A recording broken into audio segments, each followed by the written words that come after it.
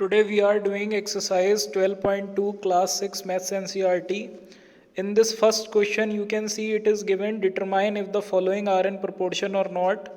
Here A, B, C, D, E, F 6 parts are given. Now we will solve these one by one. Now let us find out are these ratios in the proportion, are they forming a proportion or not. This is exercise 12.2 class 6 maths NCERT. Question number 1, determine if the following are in proportion or not. So we know that when the product of means is equal to the product of extremes, then the given ratios are in proportion.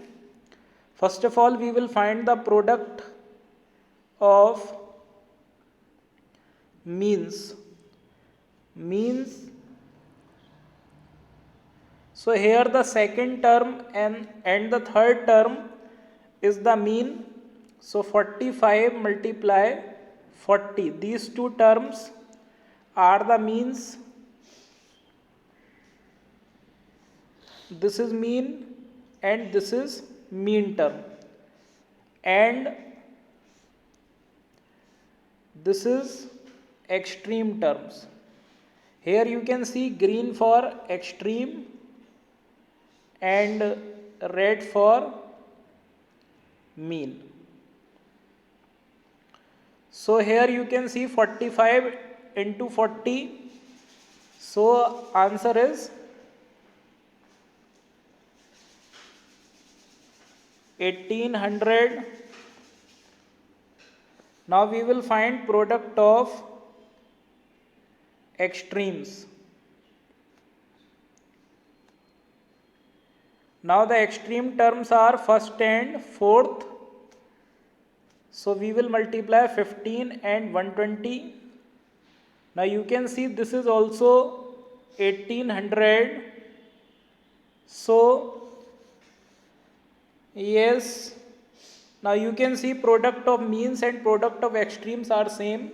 So we can write yes, they are in proportion.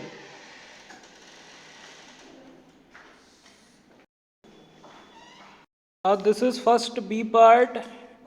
Here also you are required to show that these ratios are in proportion or not.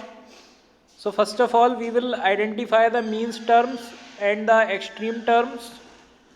So you know that mean terms are second and third, 121 and 9. And green terms means extreme terms, these are 96 and 33. So here we will find out the product of means and product of extremes. So means 121 into 9 and extremes 121 into 9. This first of all we will calculate. 9 ones are 9, 9 twos are 18, 1 carry, and 9 ones are 9 and then 10. 1089. And then extreme terms 33 multiply 96. So here we will calculate 33 and 96. This is 3168. Now here you can see product of means and product of extremes are not same. So we will write no, they are not in proportion.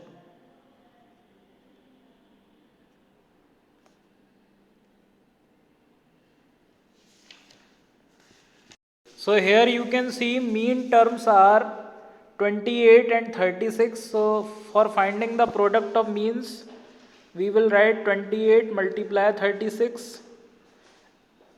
Then 28 multiply 36, this is 1008. And 24 multiply 48, this is 652. Now here you can see both the products are not same. So we will write no, they are not in proportion.